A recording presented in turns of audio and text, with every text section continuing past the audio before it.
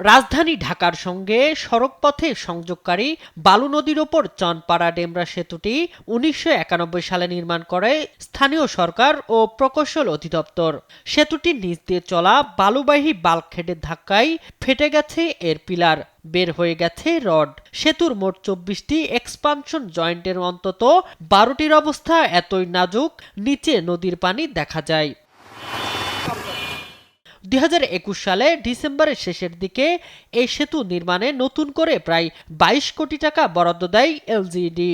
কিন্তু বিআইডব্লিউটি এর আপত্তির কারণে আটকে যায় সেতুর কাজ। আমাদের এই ব্রিজটা তৈরি হয়েছে প্রায় ১৮ থেকে ১৯ বছর আগে।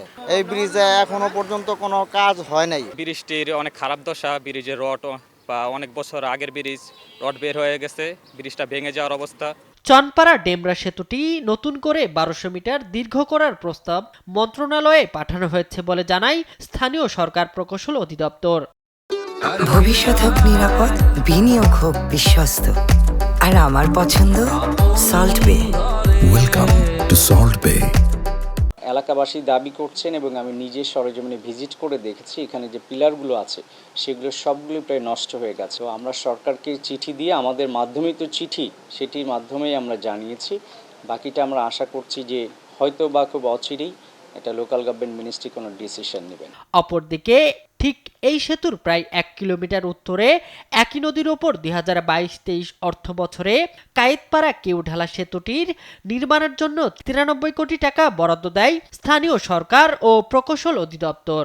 তবে জমি অধিগ্রহণ ছাড়া কাজ শুরু হয় স্থানীয়দের বাধার মুখে থেমে যায় নির্মাণ।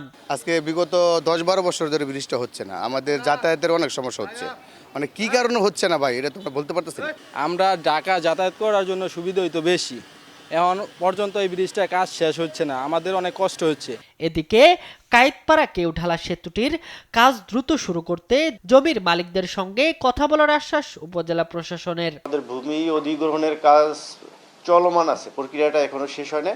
আমরা অলরেডি আমরা উপজেলার থেকে সমস্ত কার্যক্রম শেষ করে পরবর্তীতে আমাদের ভূমি অধিগ্রহণের কার্যক্রমটা শেষ হবে, তখন আমরা অফিসিয়ালি ওই কাজটা শুরু করতে পারবো। দ্রুত সেতুগুলোর সংস্কার কাজ শেষ করবে কর্তৃপক্ষ, এমনটাই প্রত্যাশা স্থানীয়দের। শামীম হোসেন, নিউজ ডেস্ক, দেশ টিভি।